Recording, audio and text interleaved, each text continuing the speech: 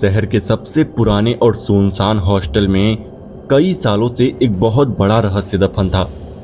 उस हॉस्टल की दीवारें भी खौफ से कपकपाती थी।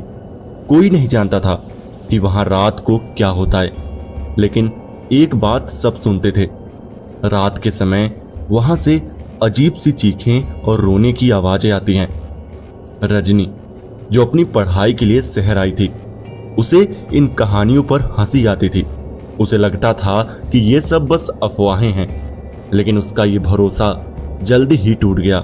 हॉस्टल में पहली रात को ही उसे वो सब कुछ महसूस होने लगा जो कोई समझ नहीं सकता था। आधी रात के बाद जब सब सो रहे थे, रजनी को दूर से किसी लड़की की तेज से रोने की आवाज सुनाई दी। आवाज इतनी दर्द भरी थी कि उसके दिल में एक अजीब सी बेचैनी पैदा हो गई। उस आवाज ने उसे अपनी तरफ खींचा। उसने ठाना कि वो जाकर देखेगी कि ऐसा क्या हो रहा है। धीरे धीरे वो हॉस्टल की पुरानी और टूटी फूटी सीढ़ियों से नीचे उतरी। आवाज हॉस्टल के एक पुराने कमरे की तरफ से आ रही थी। उस कमरे के दरवाजे पर पहुंचकर उसने धीरे से आवाज की दिशा में कदम बढ़ाए। कमरे का दरवाजा खुला था, लेकिन अंदर अंधेरा छाया हुआ था। रजनी ने अंदर झांका तो देखा कि कमरा खाली था, पर बीच में एक टूटा हुआ खिलौना रखा था। तभी हवा चली और दरवाजा अपने आप जोर से बंद हो गया। रजनी डर के मारे कांप उठी। इतना ही नहीं, तभी कमरे के एक कोने में एक लड़की दिखाई दी। वो सफेद साड़ी में लिपटी, बदन पूरी तरह से खून से सना था। उसकी आंखें सूजी हुई और उसका चेहरा दर्द और गुस्से से भरा था। वो बार बार यही कह रही थी कि मेरे साथ गलत हुआ, मुझे जाने दो, तुम सब ने मेरा नुकसान किया। रजनी का दिल जैसे रुक गया। उसका चेहरा एक भयावहता से भर गया जो रजनी को हिला कर रख दिया।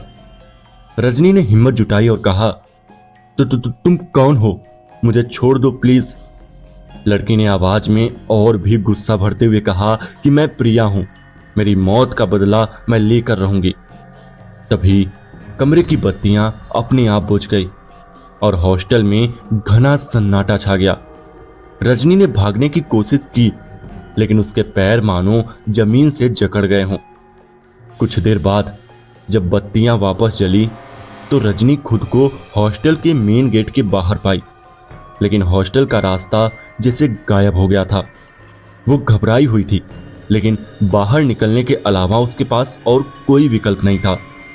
रात की ठंडी हवा में जब रजनी ने हॉस्टल के बाहर कदम रखा, जैसे कोई उसके पीठ पर लगातार सांसें छोड़ रहा हो।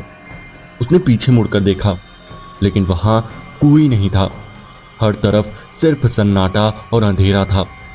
उस रात के बाद रजनी के सपनों में बार बार वही लड़की आती, जिसकी आंखों में पीड़ा गुस्सा दोनों झलकते थे।